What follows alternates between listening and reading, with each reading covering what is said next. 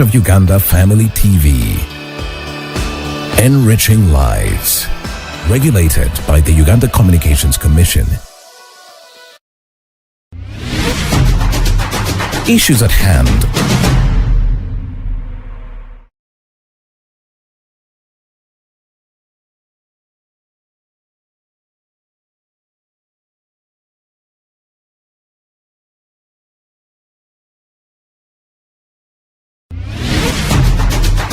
Issues at hand.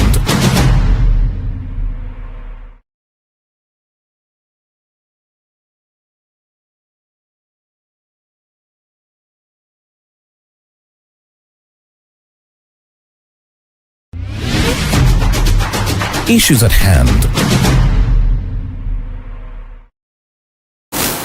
Yes, a good morning once again, and of course we are having issues at hand with me, Hope Nyongereza, today, this morning.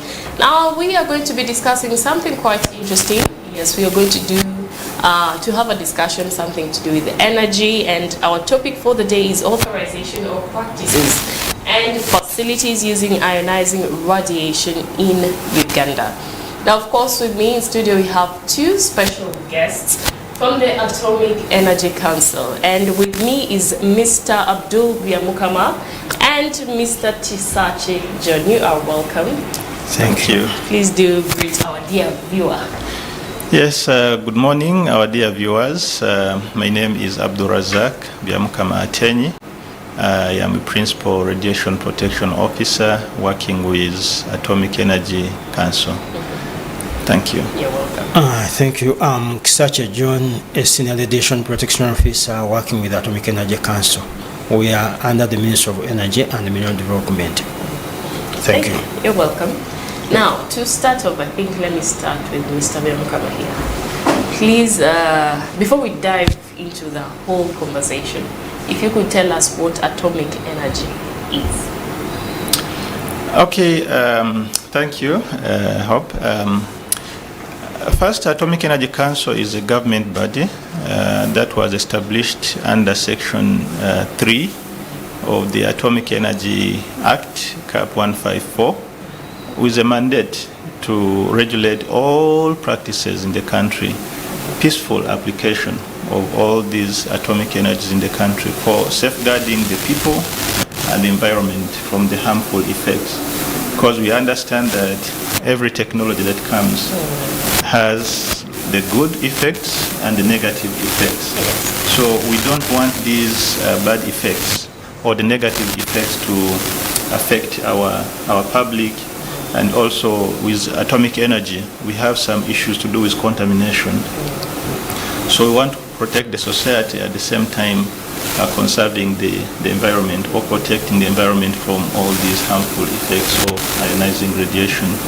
So we are under the ministry, it is established under the Ministry of Energy and Mineral Development, who is our policy ministry. So understanding atomic energy is quite scientific, but it's the energy that is not seen. Atomic energy, we can't see it, but it's the energy that we live with. It is within our bodies, it is within the food we eat, it is within the houses that we eat. But if you can recall when you are in senior 3 and you are studying what we call modern physics, and you studied about what we call an atom. Yeah? An atom has neutrons, protons, all that kind of stuff. So whatever happens within the atom creates some kind of energy that can be harnessed, and we use it to treat people suffering from cancers, also to check for broken bones using X-ray machines and that kind of stuff. So basically, atomic energy is that energy that we cannot see, but it can be used for a number of purposes that can improve the quality of our lives and the quality of the products that we use. So we use it in the industry and in hospitals and education and research. Yes. Like I mentioned, in medicine, in medical applications, we have X-ray machines. Yes. In hospitals, dental X-ray that we use to check our dentures. with treatment of cancer, people go to Uganda Cancer Institute, for example, to when they have some illnesses for diagnosis and treatment. Yes. But also in industry, we use it for road construction. When they are constructing the road, they want to check how compact the mixture is, or what's the moisture content in the road. Because if you construct, you put the tarmac and the moisture content is high, Yes. when the vehicle is passing to sag in. So we want to be sure that the moisture content is very low. So these sodas that we take, you realize that all of them are on the same level. So we use them for quality control to check that the levels of all these the beverages, sodas, beers, and others is the same. So we use it for quite a number of purposes. But lastly, I can talk about electricity production, because most countries which are advanced in this technology and advanced in socio-economic development, especially in Europe and in America, they use this atomic energy to produce electricity, which has been for support the industrialization and other practices. Yeah, thank you. Thank you. Now, Mr. Chisache, what are the major functions, if you can tell us, of the Atomic Energy Council? Thank you. As the council was established by that Act of Parliament, our mandate being graduating the peaceful application of ionized radiation, the first one is to register these sources. Okay. You cannot graduate something you don't know. Yes. So we do registration of sources. So how do we do this? We move the different parts of Uganda, identifying the sources of ionizing radiation. For example, the CT scans in the country, in the different regions. We identify the number of X-rays which are there. We identify the machines which may be at Uganda Cancer Institute. That is the first part of it, is registration. Yes. You reiterate what you know. Then the second one is they apply. Then we assess the application. That is, we authorize them to use the practices. Then after authorizing, we do regulatory inspection. In the inspection, we check for the compliance of the facilities. For example, how are the machines performing? Yes. Are the people qualified? How are their bankers? Are they designed to safeguard the environment and the people? Actually, the other part of it, a person will say, Atomic Energy Council, nuclear energy. What is the difference? A person hears atomic, are you making a bomb? So in all of this, we first check that they are complying within the law. Are they working safely? Are they protecting the environment and the people? Yes. Then after doing that, there are workers who are involved. We monitor for their doors. As Mr. Biamokama said, radiation is not seen. So we have to do a monitoring to know how much radiation has been absorbed by an individual. For example, if a person is working at Uganda Cancer Institute, is occupationally exposed to radiation, as much as this technology is good, there is the other part of it, which is bad. So we must measure the extent of radiation absorbed by the person. After doing the monitoring, we appraise them, we give them reports on a quarterly basis. Then later on, we can do what we call communication, that is stakeholder involvement. We sensitize our stakeholders on the role and mandate of the council. Yes. Whatever information we want them to know, we sensitize them on what they are supposed to do. Later on, after sensitization, we do public awareness. For example, we hold regional workshops for the workers of the facilities, owners of the facilities, and then other interested parties. Yes. Okay. Now, you did mention something to do with authorization. Yes. Could you please give us more information about authorization of practices and what it means actually? By law, authorization is just a permission given in writing for a facility using these sources. So when we do authorize, we are giving the facility powers to function within the license conditions. So by the act, it is a written permission for a facility to operate. However, it takes in two different forms.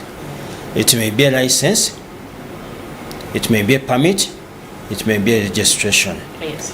The difference between these three: a license, that is if it is going to possess and use, we give it a license, and the license is going to be for a particular period tagged with a certain amount of payment. Now a person may say, now why do they pay for a license? It is just an obligation that a facility, when it pays some amount of money, then it has to operate within the license condition, and then you shall always check for the compliance. Maybe later on we shall look at the license fee, but they are friendly to the situation. Then the permit, when they are bringing these sources, at times they transport them. They import them, transport them. Then we give them the import permit or the transport permit. And that one may be valid for 6 months depending on the category of the source. There is that word, the category of the source also. A person may ask, well, how do you categorize sources? Yes. We categorize sources according to the danger or the risk. You have ever visited the medical facilities? You have ever seen a CT or computed tomography machine? Yes. Its risk is not the same as a dental X-ray machine. So category 2, category 1 is regarded as high risk. So when we are doing the categorization, say now this one is this category, we look at the risk which it provides to the environment or to the people. Then you have category 3 and category 4, which are moderate risk. And in the transportation, also the generators may not be given a permit. What you mean by a generator is an equipment emitting radiation, but only when it is powered, when it is plugged into power. So the generators are not given transport permits, whereas there are other sources which you call radioactive sources, like the cobalt machine at Uganda Cancer Institute. That one is continuously emitting radiation, and as a result, we give it a permit when it is being transported. When it is being decommissioned, for example, in 2015, the Uganda Cancer Institute decommissioned the cobalt source. So we gave it a license to decommission the source. Why do we do all this? Is to ensure that the environment, the people, are safe from the sources of ionizing radiation. Okay. Now, Mr. Byamukama, as we move on, what are some of the various practices that are licensed? You did mention a few, but if you could give us a bit more about that. Okay, the licenses the practices that we regulate, we can categorize them like previously I had hinted on. Look at medical practices, we look at industrial practices, we look at education and research. In education and research, for example, we have a number of universities that are using this radioactive material for training. Students do practicals and then do research and that kind of stuff. If you go to most of these universities, Makerere, IU, and others, they have these sources. So we make sure that the students can use these sources for academic purposes, but they remain safe. They are not affected by radiation. If you go to also these other teaching universities, like maybe Ecury and others, they have these radiation generating equipment like he's mentioning, the X-ray machines and others, which students use for research. In the medical, we have already talked about that, and industrial.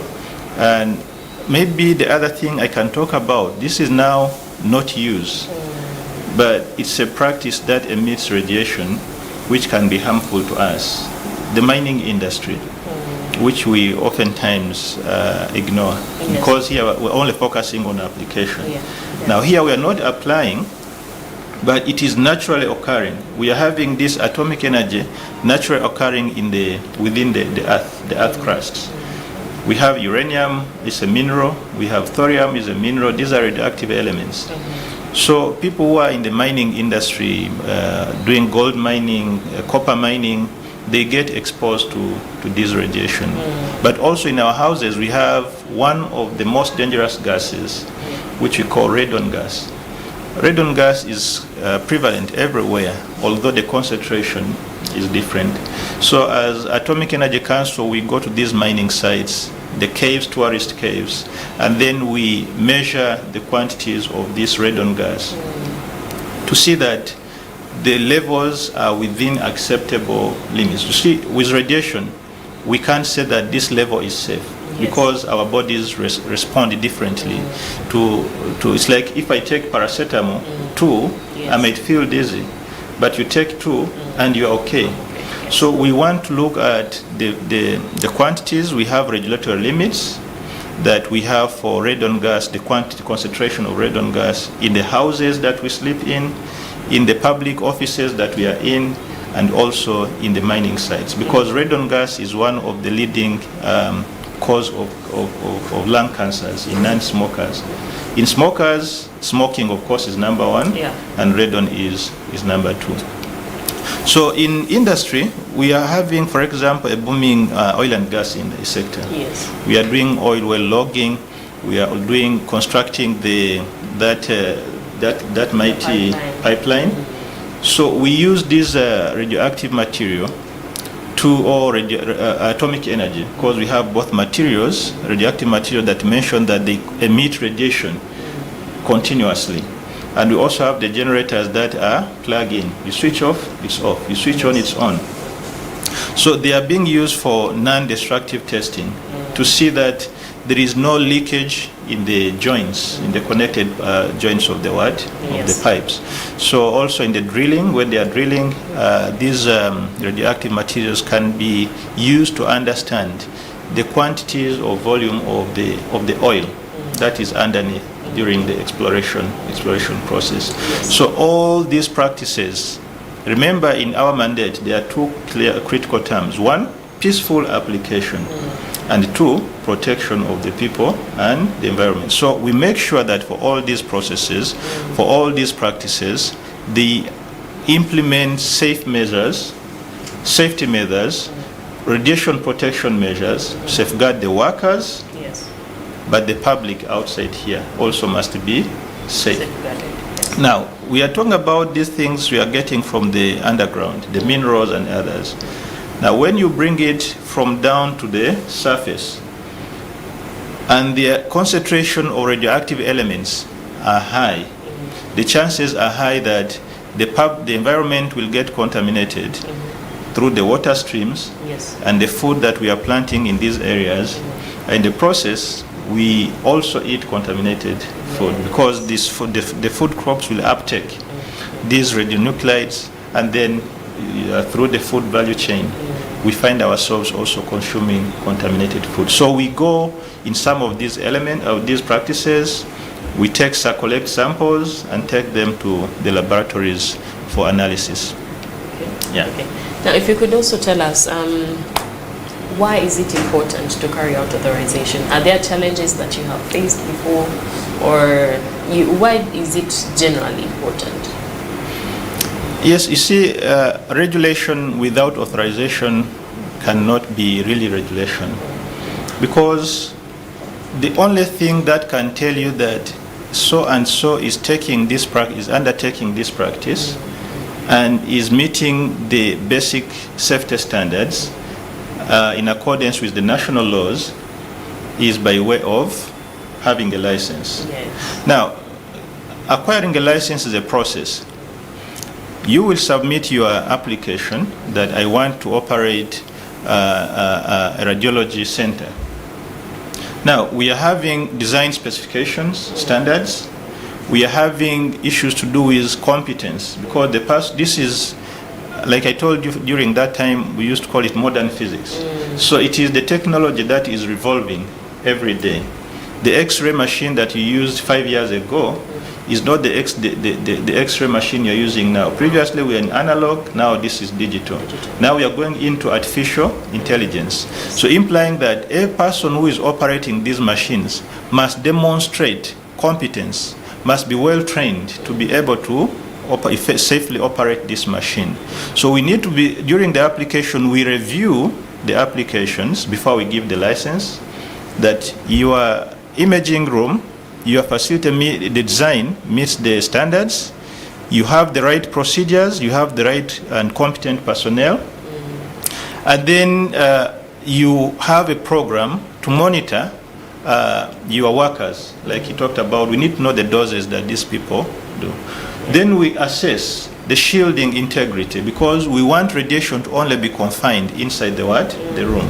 A person passing in the corridor should not be able to receive radiation. Yes. So after that, once we are satisfied that you have the right, you meet the safety standards, then we can say, okay, now you have the what? The license. Yes. But also, authorization process is one way of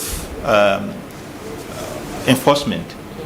Because when you submit your documents, we shall verify whether you meet the standards, especially if you are operating. And then we can say, no, we are not going to issue you a license. And denial of a license is an enforcement mechanism. Yes. So we can institute enforcement measures in the process of authorization, but mostly is to be satisfied that you meet the basic safety standards that are required for you to operate safely, to protect your workers, protect the people, the public, and the environment is also not affected. Yes. But again, a question I would ask, what happens to a facility if they do not have the required, documentation or license to be able to operate? What measures does the council take then? So, if a facility does not meet because there's what we call basic, because authorization is also on a graded approach, we need to look at which one is very risky, because that's why we issue conditions, conditional licenses. We put license conditions. If, for example, you don't have a local rule, which is a requirement by law, but then you also don't have qualified personnel, which one is more risky? These are rules and procedures. Yes. How do you operate? How do you do this? But here, you don't have the right personnel. Yeah. So I can give you a license and give you a condition that I'm giving you this authorization subject to provision of this document within this period. Yes. So whatever is critical according to our authorization process, if you don't have it, if you don't have a quality control program, if you don't have a trained personnel, we have a very important person we call a radiation safety officer, the person who is responsible for the safety of the what? Of the premises, doing oversight and that kind of stuff. If you don't have those ones, we shall suspend your application until when you submit those required documents, and then we issue you a license. Okay. Otherwise, we don't grant a license. Yeah. Okay, well, there you have it. We are discussing things to do with energy, but we are going for a short commercial break. We'll be right back in a few. Issues at hand.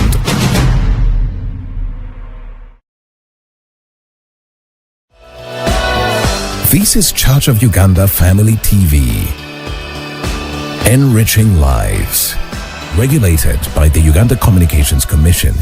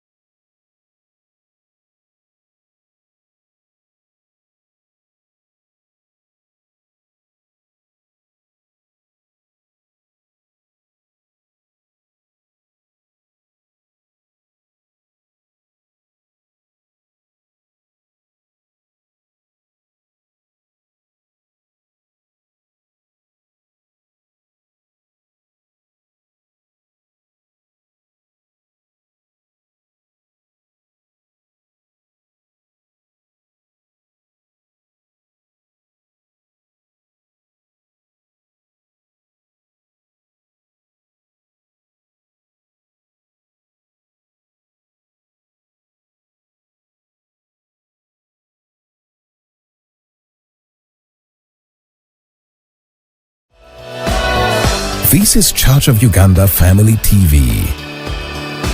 Enriching lives. Regulated by the Uganda Communications Commission. Issues at hand.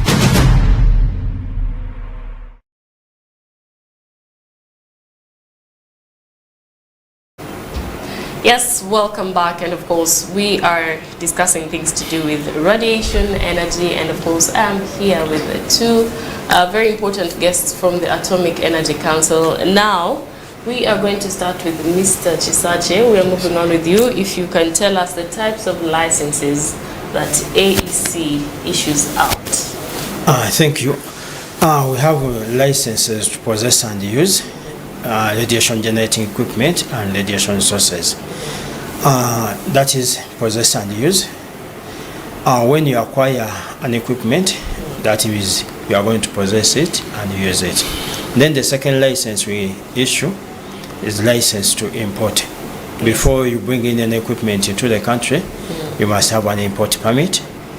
Then the third one is the transport permit, if you are going to transport a radioactive source. Yes. But for generators, we don't issue a permit to transport because they are actively inactive. They are not active. Then the other one is if you are going to decommission, you are going to do other parts like transfer it from one ownership to another, we issue with a permit to transfer a source. So we have the three categories: the license, a permit, and registration. Now registration is for category 5. Why do we say we register category 5? Because the risk is very low. You just need to notify us that I have a source as this, then we take a note of it. That is a registration in the form of a license. Then, for example, a person may ask which items are in category 5. For example, the smoke detectors, they are low risk. Yes. That one you just notify us that I have such a source, and then we register it. Other sources like the baggage scanners, those are category 3. They have the possess and use. Then your institutional or research items of low activity, we also take a note of and we just register. How we register is by categorization, depending on the risk associated with the source. Okay, if you can also give us the validity of these, you did say registration, licensing, and permit. Yes. Yes, the validity also, if you can tell us the process through which one has to go through to get authorized. Okay, a facility submits an application form. Now the application form is within the law, it is within the regulations of 2012. A person submits the type of name of the facility, personnel who are going to use the equipment, the type of equipment, and the other details, where is it found, and so on. Atomic Energy Council reviews the application. If it finds this satisfactory, it writes a compliance letter to the facility, notifying the facility that your application has been satisfactory and the authorization process will go on. Yes. Then Atomic Energy Council issues the relevant permit or license. That's how the process is. But within the law, it's supposed to be within 90 days. For example, when you submit an application today, expect a license within 90 days. However, the council works within maximum of 20 days, depending on the viability of the information you have provided, if it's satisfactory. Then the categorization of the licenses, how are they valid? For example, category 1 and 2, yes, equipment, their licenses are valid for 1 year. Category 3 and 4, it is for 2 years. Then category 5, that is registration, there is no limit to it. So this categorization of 2 years, 1 year, and no expiry, they go with a certain amount of money. For example, category 1 and 2, they pay 800,000 per year.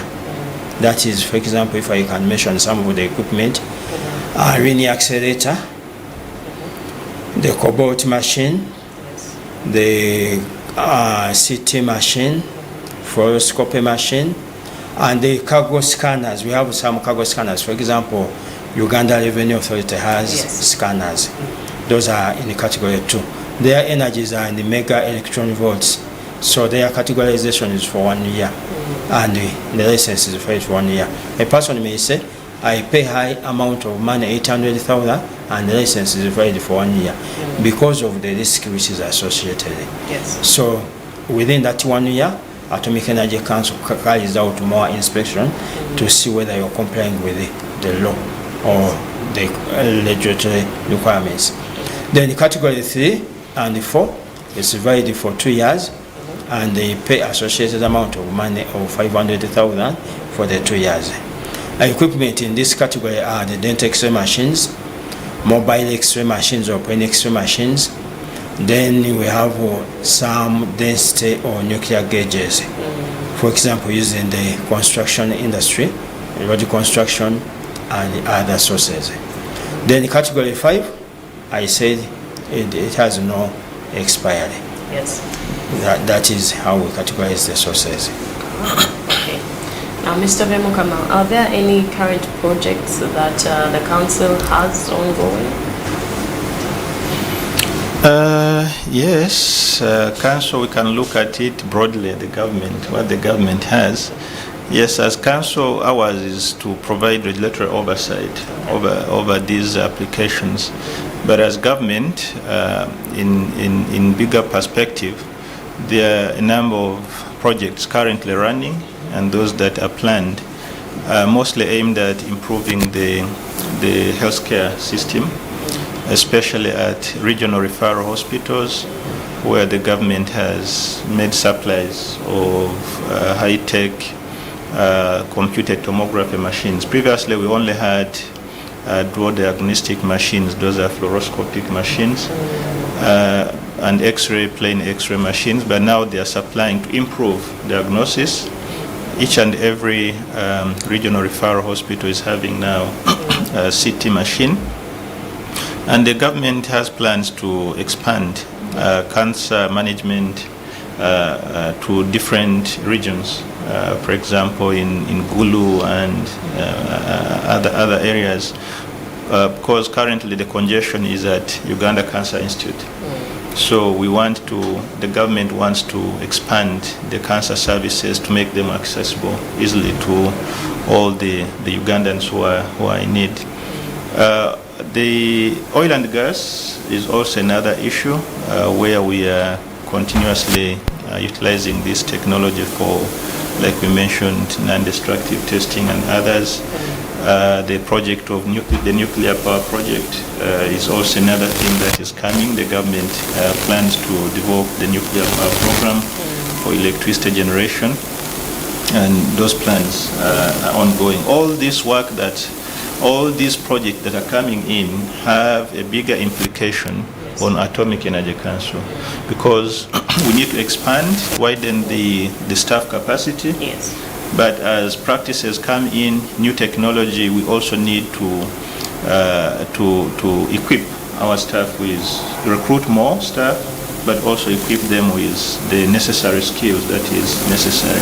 Yes. But it also informs the other sectors, especially the education sector, because we need more personnel outside there who are going to operate, who are going to work in these projects. If it's a nuclear power program that requires over 20,000 persons, so do we have those people? So that means we need to start on review or development of curricula to be able to meet the increasing demands for human resource. And also we are looking at securing our borders. We have porous borders as a country, but now the government has through the Uganda Revenue Authority is having plans to install border points, these cargo scanners, because we are having a lot of illicit movement of goods and products. So we need to install these portal monitors, which use atomic energy, to do the scanning of these goods to check for those contraband or illicit movement of material. So all those the government programs that have a significant impact on the operations of Atomic Energy Council in terms of training, human resource, and capacity building. Okay. Okay. Yeah. Now, Mr. Chisache, this goes to you. I do understand that there are some challenges that the council faces, especially when it comes to authorization. So what are some of those challenges that you face, and how can those challenges be countered? Thank you. As a regulator, we face a number of challenges. For example, public acceptance. Yes. For example, we have governmental facilities to tell them that we are government and the law says you have to pay. So that is the first challenge, Yes. public acceptance. Telling a government hospital, for example, you have ever heard of water, national water, demanding some good money from some government facilities. You have to enforce the law and you have to look at the socio-economic importance. Yes. So that is the first one, embracing the requirements of the law.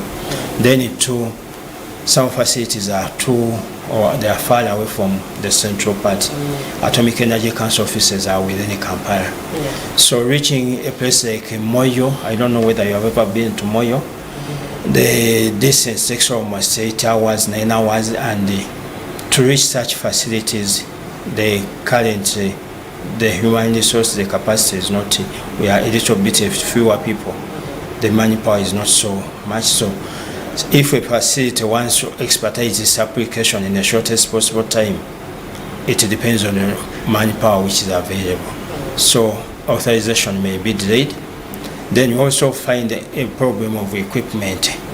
For example, you cannot license an equipment which you have not tested its performance. Yes. So if you don't have all the required equipment to assess the performance of another equipment, so you will delay their performance or their requirement. Yes. The other challenge we face is if a facility, for example, we have now industrial facilities, they work on a timetable. When you tell them the law gives us 90 days, you are doing their deliverable. Yeah. For example, if it is in the Albertine region, a person has brought the sources, so on, you tell him we are still doing the required review. A person looks at it as we are laying the investment. So that is the challenge we also face. The other one is the procedure. For example, facilities are supposed to pay. When you go to the cow, it says, unless I know what I'm supposed to pay for, I cannot include it in my budget.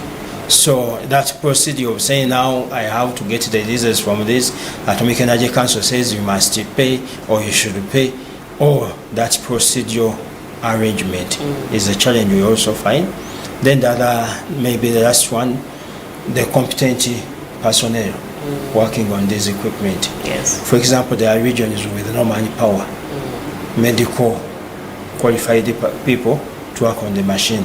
You find that the government has given a region a computer tomographer, a CT, and the qualified personnel may not be all there, because if you have one qualified person working on a CT, he has to go for leave, he has other engagements.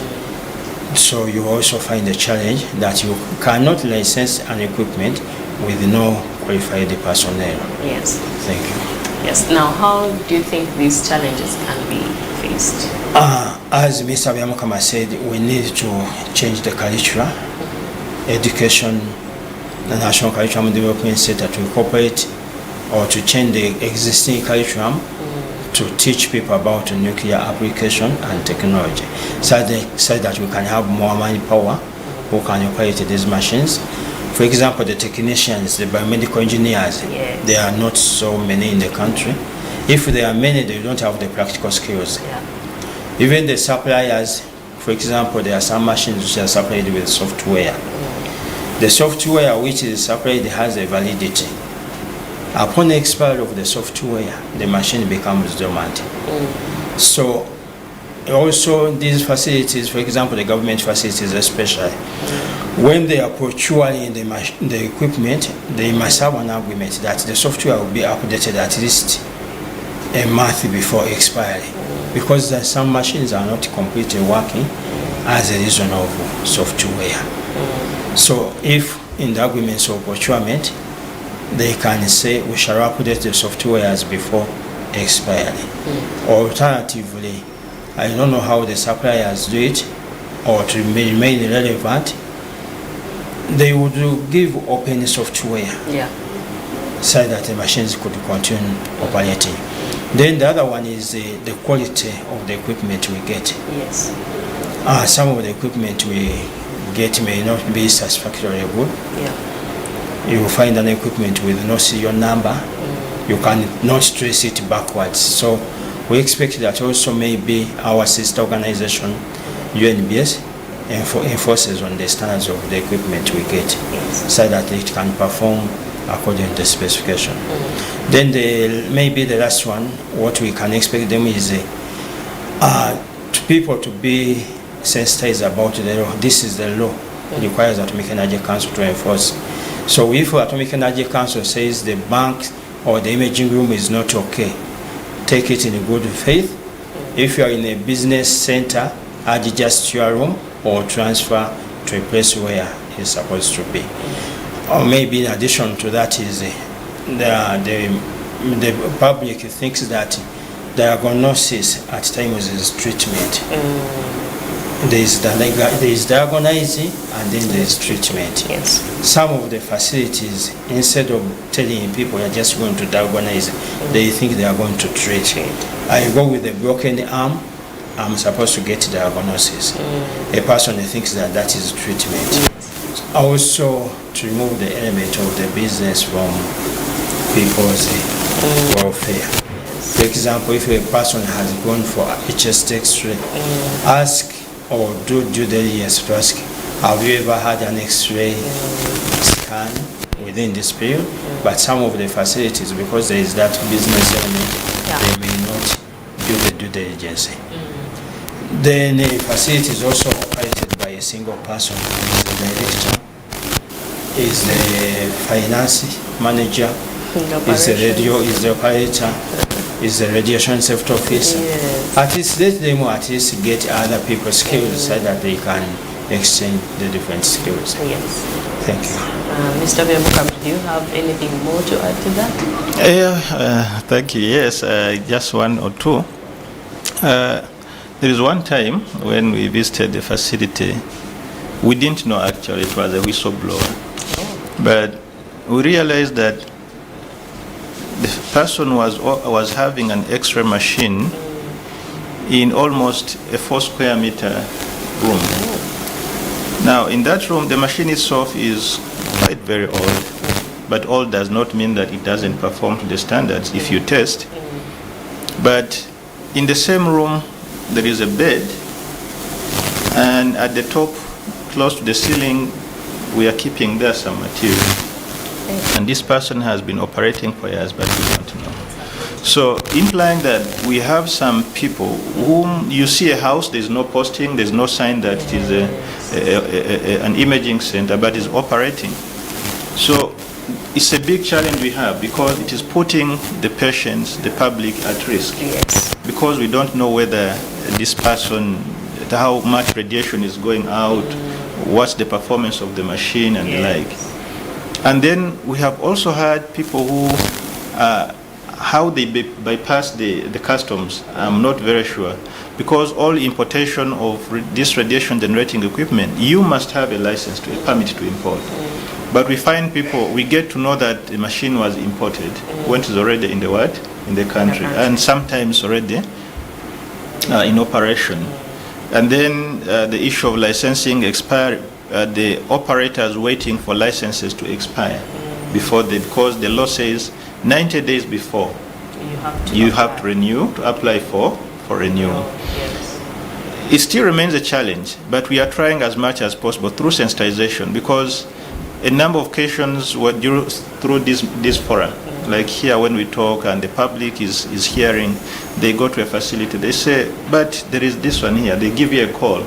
So through sensitization, we have been able to identify, the public has been able to inform us about these unscrupulous persons who are operating shrewdly these facilities.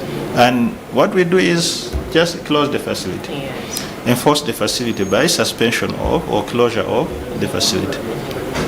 Then with importation without a license, we are working very closely with the Customs, Uganda Revenue Authority, who have played a big role because they never grant you permission to enter the source without a permit from Atomic Energy Council. Yes. Like we talked about porous borders, some of the things can somehow bypass, but at least as we are looking at closing those gaps. Yes. We have done a lot of awareness among the operators of these facilities. We do regional workshops and seminars. We invite them, we talk to them about their responsibilities and the implications. Yes. For not complying with because they are not our personal individual laws. Yeah. These are the laws established by the government for a very critical purpose. Because yes, myself, I may look at myself and say, I want money. Yes. And this is also another challenge. We go to facilities, like he mentioned, you are the director, you are the radiographer. Now, patients come in because they've had an accident or they have had a simple fall. Yeah.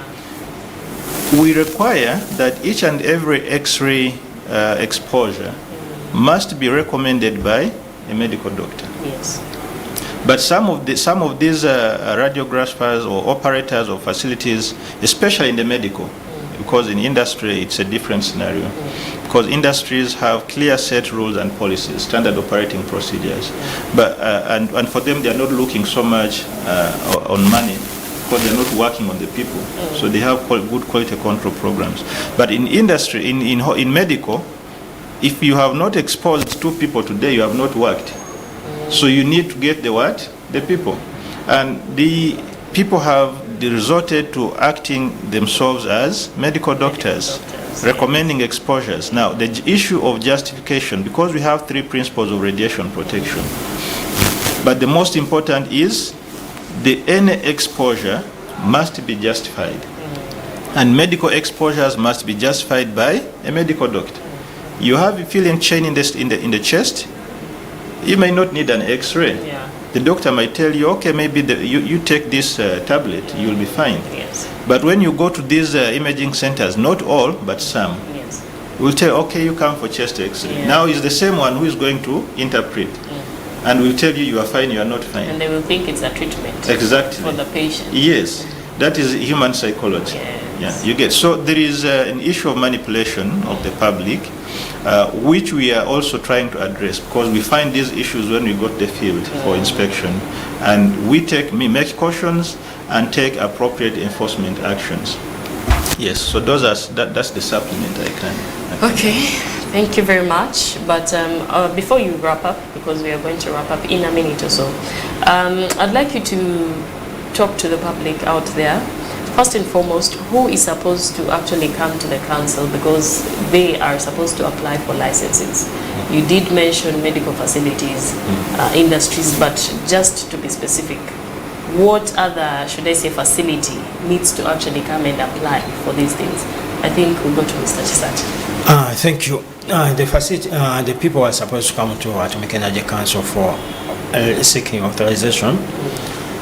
If you are importing or you are in possession of the foreign equipment, for example, medical, linear accelerator, and unfortunately that is a high level.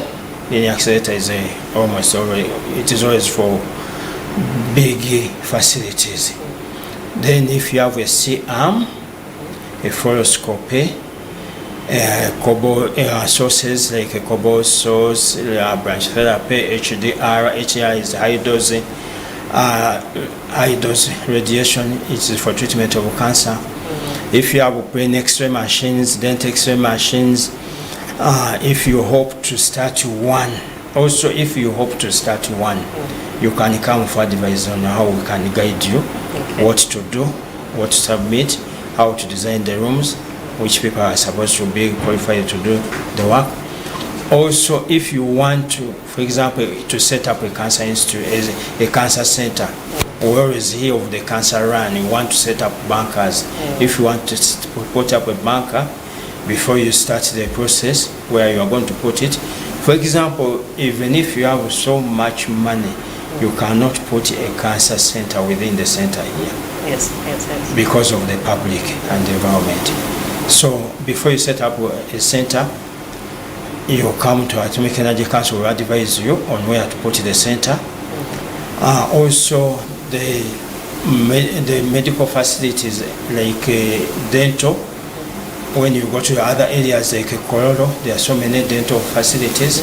That one should come to Atomic Energy Council. Construction facilities which use gauges, they can come to Atomic Energy Council for advice or to seek authorization. Okay. Mr. Byamukama, your final word to the general public in 30 seconds. Okay, thank you so much, dear viewers. The general advice I can give to the public is don't treat yourselves. Very important. So especially those who are seeking medical treatment, always before you go to an X-ray room or see a radiographer, I know sometimes we confuse them and we call them, doctor. But there are those who have dual qualifications. They did radiography and went and did medicine. That's different. But make sure that you visit a clinician or a clinical doctor who will recommend you appropriately to. So self-medication or self-referral, please desist from it. And also, lastly, we have, unfortunately, it's not displayed anywhere. We don't have it here, but there is a sign of radiation. There is a trefoil symbol. And so implying that when you go to these radiation facilities, there are always these symbols they display on the entrance doors in different locations where the source is, saying radiation, stay away. Or inform the radiographer for female workers of reproductive age. Inform the radiographer if you suspect that you are pregnant, so that you are protected. So reading the signs and symbols is very important for protection of the public. Thank you so much. And of course, that has been Mr. Abdul Byamukama and Mr. Chisache John from the Atomic Energy Council. And of course, you have been advised, you have been told not to self-medicate. So let us hope that this is something that you will definitely take note. Well, my name is Hope Nyongeza and I wish you a blessed day. However, it is a Wednesday, so do stay tuned because we are having the Uganda We Want up next and you'll definitely want to dive into that conversation. Otherwise, I wish you a good day. Issues at hand.